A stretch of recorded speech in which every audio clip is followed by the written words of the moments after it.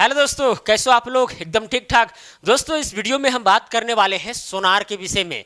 देखिए, सोनार एक प्रकार का डिवाइस है, यंत्र है, जिसके द्वारा हम लोग समुद्र की गहराई को आसानी से माप सकते हैं।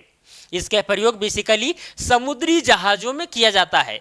अब ऐसा भी नहीं है कि केवल हम लोग सोनार के माध्यम से समुद्र का गहराई को ही जान सकते हैं। इससे हम लोग पनडुब्बी वगैरह का भी लोकेशन पता कर सकते हैं। मान के चलिए, इस समुद्र में अगर कोई पनडुब्बी है या फिर कोई मछली है, तो इसका भी लोकेशन हम इस सोनार के माध्यम से पता कर सकते हैं। यानी कि समुद्र में कोई भी ऑब्जेक्ट हो, उसका लोकेशन पता करना हो या फिर इस जहाज से दूरी पता करना हो कि भाई वो चीज कितना दूर पर मौजूद है, तो फिर आसानी से पता कर सकते हैं, कोई भी दिक्कत नहीं है। तो दोस्तों, इस वीडियो में हम सोनार के विषय में बारीकी के साथ बात करने वाले हैं। साथ में यहाँ पर हम एक सवाल भी आपके सामने लेकर आए हैं। सवाल को समझाएंगे बारीकी के साथ, और इसको आपको समझना भी जरूरी है ताकि आपको सोनार के विषय में सही ढंग से समझ में आ सके। तो चलिए, सबसे पहले आपको कंसेप्ट बताते हैं कि आखिरकार ये सोनार सिस्टम जो है किस प्रकार काम करता है। तो यहाँ पर सबसे पहले आपको जानना चाहिए कि भाई सोनार क्या है। एक प्रकार का डिवाइस है। क्या है? एक प्रकार का डिवाइस है। डिवाइस कहे तो यंत्र, उपकरण। क्लियर? जो क्या करता है, जो गहराई को मापता है, डेप्थ को मापता है। ऐसा नहीं कि केवल गहराई, ठीक है, पनडुब्बी वगैरह भी मौजूद रहेगा तो उसका भी डिस्टेंस पता आसानी से हम लोग कर सकते हैं। क्लियर? इतना समझ में आ गया? तो डेप्थ का मतलब उसको भी आप इंटरलेट कर सकते हैं कि भाई अगर पनडुब्बी नीचे मौजूद है तो कुल मिलाकर के ये गहराई ही हुआ है ना। चलिए, अब यहाँ पर आपके मन में ये सवाल जरूर उठ रहा होगा कि सर इतना अटपटा सा नाम क्यों दिया गया सोनार? सोनार तो एक प्रकार का जाति भी है इंडिया में, है कि नहीं? लेकिन देखिए भाई, यहाँ पर जाति वगैरह नहीं है। एसओ का मतलब होता है यहाँ पर साउंड। क्या होता है? साउंड। और एनए का मतलब होता है नेविगेशन। क्या होता है? नेविगेशन, यानी साउंड नेविगेशन। और आर का मतलब होता है रेंजिंग। तो लिखेंगे यहाँ पर एंड रेंजिंग। मतलब कुल मिलाकर के सोनार का फुल फॉर्म हुआ साउंड नेविगेशन एंड रेंजिंग। यहाँ पर एक वर्ड है साउंड। भाई ये जो सोनार है ना, साउंड से ही कुल मिलाकर के ये परिपूर्ण है। साउंड का प्रयोग किया जाता है इस सोनार डिवाइस में। क्लियर? तो चलिए यहाँ पर देखते हैं इसका वर्क फंक्शन किस प्रकार का है। लेकिन उसके पहले हम एक चीज आपको बताना चाहेंगे। जो हम लोग सुन पाते हैं, जिस आवृत्ति का ध्वनि हम लोग सुन पाते हैं, उसकी आवृत्ति कितनी होनी चाहिए? कहां से लेकर के कहां तक? 20 हर्ट्ज से लेकर के 20,000 हर्ट्ज तक। अगर इतनी आवृत्ति का साउंड वेव है तो उसको हम लोग सुन लेंगे। अब साउंड वेव क्या है भाई? जैसे कि हम बोले तो हम यहाँ पर फोर्स लगाएं। यहाँ आसपास में क्या बहुत सारे मॉलिक्यूल्स हैं, है कि नहीं? उसको हम मतलब सामने वाला मॉलिक्यूल्स को हम फोर्स लगाएं, फिर जो सामने वाला मॉलिक्यूल्स था इसके आगे वाला मॉलिक्यूल्स को फोर्स लगाया। तो मतलब इसी तरह से जो है एक वेव का निर्माण हो जाता है और जाकर के किसी के कान के पर्दा में गया, पर्दा को धक्का मारा, तब जाकर के वो चीज़ हमें सुनाई देता है कि भाई फलाना आदमी ये चीज़ बोला है। क्लियर? तो साउंड के प्रोपगेशन के लिए किसी माध्यम की जरूरी होती है। जैसे कि यहाँ पर एयर है। एयर में क्या बहुत सारे मॉलिक्यूल्स हैं, अणु हैं, ठीक है? तो उससे हम लोग आसानी से सुन पाते हैं। अब यही चल जाएंगे हम लोग अंतरिक्ष में। अंतरिक्ष में हम लोग अगर किसी के कान पास भी बोलेंगे ना एकदम जोर जोर से, तो भी उसको सुना नहीं देगा, क्योंकि साउंड जो है मीडियम का रिक्वायर्ड चाहता है। मतलब मीडियम होना चाहिए किसी भी हाल में, चाहे पानी रहे, चाहे लोहा रहे, चाहे पत्थर रहे, चाहे फिर हवा रहे, लेकिन मीडियम होना चाहिए। कोई माध्यम होना चाहिए ट्रांसफर होने का। अगर कोई माध्यम ही नहीं रहेगा तो फिर साउंड ट्रांसफर नहीं होगा एक जगह से दूसरे जगह तक। क्लियर? लेकिन अगर हम बात करें लाइट का, तो लाइट भाई निर्वात में भी गति करता है और साथ में अगर माध्यम भी मिल गया तो उसमें भी गति कर रहा है। लेकिन साउंड में ऐसा होता नहीं है। क्लियर? चलिए, तो साउंड वेव का अगर आवृत्ति 20 हर्ट्ज से 20,000 हर्ट्ज तक रहे तो उसको हम लोग सुन पाते हैं, सुन लेंगे। ये ह्यूमन बीइंग का क्या है? एक रेंज है फ्रीक्वेंसी का। हर्ट्ज किसका यूनिट है? फ्रीक्वेंसी का। तो इतना फ्रीक्वेंसी वाले साउंड वेव को हम लोग सुन लेते हैं। अगर 20,000 से ज़्यादा रहे या फिर 20 हर्ट्ज से कम रहे तो फिर हम लोग नहीं सुन पाएंगे। ये सिंपल सी बात है। तो 20 हर्ट्ज से जो ज़्यादा रहता है उसको हम लोग बोलते हैं अल्ट्रासोनिक वेव। क्या बोलते हैं? यहाँ पर लिख देते हैं अल्ट्रासोनिक वेव। 20,000 हर्ट्ज से अगर ज़्यादा आवृत्ति रहे तो फिर उसको हम लोग बोलते हैं अल्ट्रासोनिक वेव। और इस वेव को हम लोग सुन नहीं पाएंगे भाई, वो वेव है, वो आवाज है, लेकिन हम लोग सुन नहीं पाएंगे क्योंकि हम लोग का रेंज 20,000 तक ही है। अगर 20 हर्ट्ज से भी कम रहेगा तो हम लोग नहीं सुन पाएंगे। लेकिन अगर चमगादड़ की बात करें, चमगादड़ की, तो अल्ट्रासोनिक वेव को भी सुन पाता है। इसीलिए वो रात को बहुत फुदकता है, इधर उधर एकदम तेजी गति से दौड़ता है, क्योंकि वो अल्ट्रासोनिक वेव ही छोड़ता है। और वो जो वेव है किसी चीज़ से टकराता है और वापस लौटता है।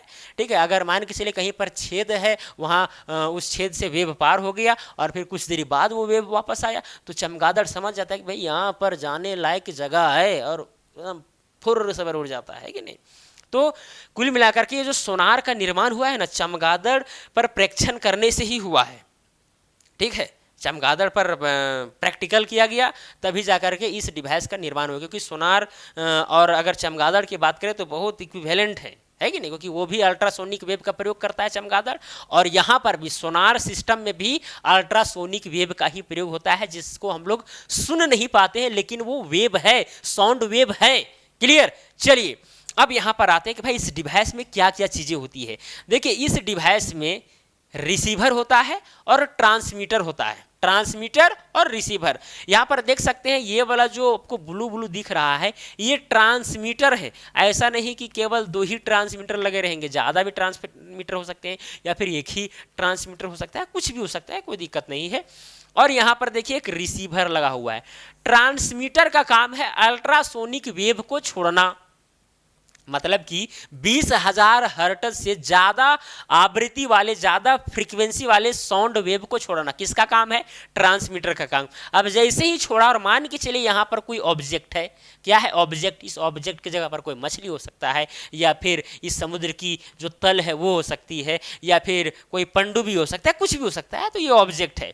अब इससे क्या होता है, वेव निकला, अल्ट्रासोनिक वेव यहाँ गया, और वेव का भाई प्रॉपर्टी होता है किसी चीज़ से जब टकराएगा ना तो वो वापस भी लौटता है कि नहीं। तो यहाँ पर टकराया और जाकर के लौटा, तो यहाँ पर कैच कौन कर लिया? रिसीवर। तो रिसीवर जैसे ही कैच किया तो उस कैच किए हुए वेव को वो इलेक्ट्रिकल सिग्नल में कन्वर्ट कर देता है, इलेक्ट्रिकल सिग्नल में कन्वर्ट कर देता है। उसके बाद हमें पता चल जाता है कि भाई यहाँ पर इस वस्तु की जो दूरी है इस जहाज से कितनी है। वहाँ पर सारा चीज़ सेटिंग रहता है, इलेक्ट्रिकल सिग्नल में जिसमें कन्वर्ट होता है ना, वहाँ सेटिंग है, सब कुछ तुरंत बता देगा आपको न्यूमेरिकल वैल्यू में। क्लियर, बात समझ आ रही है?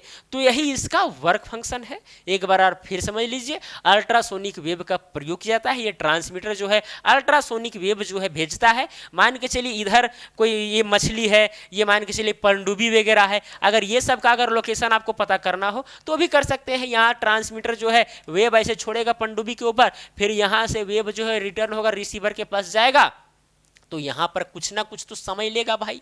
और वेव का एक अपना स्पीड है, स्पीड पता, समय पता, तो डिस्टेंस आसानी से निकल जाएगा। बस वही फार्मूला का प्रयोग किया जाता है, और यहाँ पर जो है रिसीवर प्राप्त करके और इलेक्ट्रिकल सिग्नल में कन्वर्ट करके हमें बता देता है कि भाई ये पनडुब्बी कितना दूरी पर मौजूद है। क्लियर। या फिर मछली है तो मछली कितना दूरी पर मौजूद है वो भी हम लोग जान पाएंगे, किसके द्वारा? सोनार के द्वारा, सोनार के माध्यम से। क्लियर। तो हम लोग जानते हैं कि भाई डिस्टेंस इज इक्वल टू क्या चीज होता है? स्पीड इनटू टाइम, क्योंकि स्पीड बराबर होता है डिस्टेंस अपॉन टाइम, तो डिस्टेंस बराबर हो जाएगा स्पीड इनटू टाइम। तो हमें स्पीड भी पता है और टाइम भी पता रहेगा, तो फिर डिस्टेंस आसानी से हम लोग निकाल सकते हैं। स्पीड कहे तो अल्ट्रासोनिक जो वेव है, वेव का स्पीड है होता है कि नहीं। और अलग अलग पानी में जो है वेव जो है स्पीड कम ज़्यादा होता है। अगर ज़्यादा खारा है तो स्पीड थोड़ा कम हो जाएगा, कम खारा पानी है, ज़्यादा खारा समुद्र नहीं है तो फिर स्पीड थोड़ा ज़्यादा होगा। तो वही लगभग 1440 से लेकर के या फिर 1440 से लेकर के 1550 के आसपास तक का स्पीड रहता है, मीटर पर सेकेंड, इतना तक का स्पीड रहता है। तो अलग अलग जगहों में जो है अलग अलग ये स्पीड हो सकता है, वो मापने के लिए अलग यंत्र का प्रयोग किया जाता है कि भाई कौन से समुद्र में कितना इस अल्ट्रासोनिक वेव का स्पीड रहेगा। और अल्ट्रासोनिक वेव जो है यहाँ पर किस हर्ट्ज का प्रयोग किया जा रहा है? 20,000 से अगर ज़्यादा है तो कितना ज़्यादा है? 21,000 हर्ट्ज वाला अल्ट्रासोनिक वेव है या 22,000 वाला अल्ट्रासोनिक वेव है, तो उसके आधार पर भी जो है ये चेंज करता है। तो वो सब वहाँ आपको सब कुछ पता रहेगा, ऐसा कोई बात नहीं है। क्लियर। तो यहाँ पर स्पीड भी हमें इस अल्ट्रासोनिक वेव का पता है और साथ में टाइम, मतलब कि अगर यहाँ से अल्ट्रासोनिक वेव गया और यहाँ से लेकर के यहाँ लौटा तो कुछ समय लिया होगा। तो बस ये समय अगर हमें पता चल गया तो स्पीड भी पता, समय भी पता, दोनों गुना कर दीजिए तो डिस्टेंस निकल जाएगा कि भाई दूरी कितना ये वेव जो है कवर किया है। उसके बाद में यहाँ पर लग रहा होगा कि सर ये दूरी कौन वाला निकलेगा, दूरी ये वाला ना होगा। अब यहाँ ये जो वेव है ऐसे करके ऐसे गया है तो दूरी ये वाला होगा, तो फिर यहाँ ट्रायंगल वगैरह वाला फिर रूल अपना करके फिर ये वाला चीज़ निकालना पड़ेगा, क्योंकि दूरी अगर निकलेगा तो इसका दूरी निकलेगा। भाई एक चीज़ बता देते हैं, जहाज कोई बहुत विशाल नहीं होता है, ठीक है, जहाज का भी एक लिमिटेशन है और गहराई बहुत ज़्यादा होती है, तो पता भी नहीं चलेगा। यहाँ पर ऑब्जेक्ट को नज़दीक रखा गया इसीलिए लग रहा है आपको कि भाई एकदम पूरा तिरछा है, लेकिन जब गहराई ज़्यादा रहेगा ना और जहाज ऊपर में है ना तो वहीं लगेगा कि भाई ट्रांसमीटर भी जो एमिट कर रहा है वेव वहीं से कर रहा है, रिसीवर भी प्राप्त वहीं से कर रहा है, तो मतलब डिस्टेंस जो है उसी के बराबर लगभग में हो जाता है। लेकिन अगर गहराई कम है तो फिर ट्रायंगल वाला रूल अपनाना पड़ेगा। हम क्या बोल रहे हैं उसी लोग को समझ में आ सकता है जो गणित में थोड़ा होंगे दमदार। चलिए अब हम क्वेश्चन इसके ऊपर करते हैं, ज़्यादा इस पर आप टाइम पास नहीं करते हैं, आपको समझ में आ गया होगा। क्वेश्चन नहीं करेंगे तो मज़ा नहीं आएगा। बोला गया है कि एक पानी जहाज अल्ट्रासोनिक साउंड भेजता है जो समुद्र के तल से टकराकर वापस लौटने में 1.42 सेकेंड समय लेता है। क्लियर। यदि समुद्र जल में अल्ट्रासोनिक साउंड का चाल जो है 1470 मीटर पर सेकेंड है तो उस समुद्र के तल तथा जहाज के बीच की दूरी बतावें।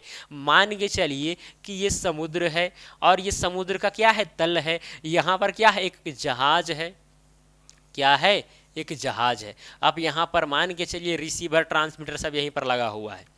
अब गहराई मापना है, यहाँ से मान के चलिए वेव आया ऐसे करके इस दिशा में आया और इसी दिशा में मान के चलिए लौट गया, तो समय कितना लगा यहाँ से ट्रांसमीटर से आने और रिसीवर को प्राप्त होने में 1.42 सेकेंड का समय लग गया। और हम यहाँ पर वेव का जो स्पीड है वो स्पीड भी दिया है, कितना दिया गया है, ये स्पीड दिया गया है 1470 मीटर, 1470 मीटर पर सेकेंड, ये स्पीड भी दिया गया है और समय भी दिया गया है। ये क्या चीज़ है, समय है, t is equal to 1.42 second. Clear. ये s है, ऐसा नहीं, इसको 5 समझ लीजिएगा, ये s है। क्लियर। तो हम डिस्टेंस निकाल सकते हैं, हम लोग जानते हैं, यहाँ लिख देते हैं सॉल्यूशन। अब हाँ एक चीज़ आपको ध्यान देना है, यहाँ पर डायरेक्ट डिस्टेंस वाला फार्मूला नहीं लगेगा भाई, यहाँ 2d बराबर में 2d बराबर में क्या हो जाएगा, स्पीड इनटू टाइम होगा। अब आप बोलेंगे ये 2d क्यों ले रहे हैं सर, देखिए यहाँ पर एक बार वेव यहाँ से यहाँ आया और फिर यहाँ से यहाँ गया तो भाई यहाँ पर डिस्टेंस दोगुना ना हो गया, इसीलिए यहाँ पर हम 2d लिख रहे हैं। हमको चाहिए d, हमको क्या चीज़ चाहिए, d। जैसे यहाँ से आप समझ सकते हैं इस चीज़ को, मान के चलिए कि ये क्या है, ट्रांसमीटर है, यहाँ से लेकर के यहाँ तक जाने में लगा d और फिर यहाँ से जब लौटा तो ये भी क्या है d, तो ये d और ये d तो हो गया 2d। हमको केवल चाहिए d का मान, लेकिन यहाँ पर 2d जो है ट्रेवल कर चुका है वो साउंड वेव, इसीलिए यहाँ पर हम क्या लिखेंगे 2d और हम d का मान यहाँ से निकालेंगे। ठीक है, तो चलिए यहाँ चलिए 2d ही अभी लिखते हैं और स्पीड कितना है 1470 है और टाइम कितना है 1.42 सेकेंड है। क्लियर। अब चलिए पहले इस 2 काटिए, 2 एकम 2 और यहाँ पर हो जाएगा 0.214, 2 एकम 2 1 0.71, 2 से काटे तब, तो यहाँ d बराबर में कितना हो जाएगा 1470 को गुना करना पड़ेगा 0.71 से। चलिए गुना करते हैं, यहाँ पर है 14 यानी 147, ये 0 को छोड़ दे रहे हैं अभी, 71 से पहले गुना कर लेते हैं, हो जाएगा 7, यहाँ 4, यहाँ 1, 7 49 के 9 हाथ में 5, 7 चौके 28 और 5 33 के 3 हाथ में 3, 7 एकम 7 और 3 10, 7 9 4 13 के 3 हाथ में 1, 3 4 और 1 5, 0 और 1 इतना आया और एक 0 और बैठा देंगे जो छोड़े थे 100 वाला, तो यहाँ कितना आ गया 10 53 70। अब यहाँ 2 अंक के बाद दशमलव है तो 2 अंक के बाद यहाँ दशमलव बैठा देंगे, कुल मिला करके 1053.7 ये मीटर में आएगा। वहाँ पर ये मीटर में ही दिया गया था ना, हाँ मीटर पर सेकंड, ये जो चाल है वो मीटर मतलब इतना मीटर पर सेकंड दिया गया था, इसीलिए जो डिस्टेंस है वो मीटर में ही आएगा, यानी 1053.7 मीटर, मतलब 1 किलोमीटर से ज़्यादा गहराई है। यदि किसी अल्ट्रासोनिक साउंड जो है इतना चाल से चले और 1.42 सेकेंड के बाद वो वापस आए, तो फिर जो गहराई होगा वो 1053.7 मीटर होगा। तो मुझे उम्मीद है कि ये सवाल भी आपको समझ में आ गया होगा, कोई बड़ी बात नहीं है। अगर गहराई कम रहता है और ट्रांसमीटर कहीं पर है, रिसीवर कहीं पर है, तो इस तरह करके अगर ट्रायंगल बन रहा है तो वहाँ पर राइट एंगल ट्रायंगल वाला विधि अपना करके भी आप चीज़ों को सॉल्व कर सकते हो, कोई बड़ी बात नहीं है। और वो सारा चीज़ वहाँ पर मौजूद रहता है इलेक्ट्रिकल सिग्नल में। क्लियर? तो चलिए, मुझे उम्मीद है कि आपको समझ में आ गया होगा कि भाई ये सोनार है क्या, या कहाँ पर प्रयोग किया जाता है और किस प्रकार किया जाता है, इसका फंक्शन किस प्रकार का है। क्लियर? तो चलिए दोस्तों, आज के लिए इतना ही। अगर किसी प्रकार का कन्फ्यूजन है तो कमेंट बॉक्स में कमेंट करके बता सकते हैं। तो चलिए, आज के लिए इतना ही। अब मिलेंगे अगला वीडियो में। धन्यवाद।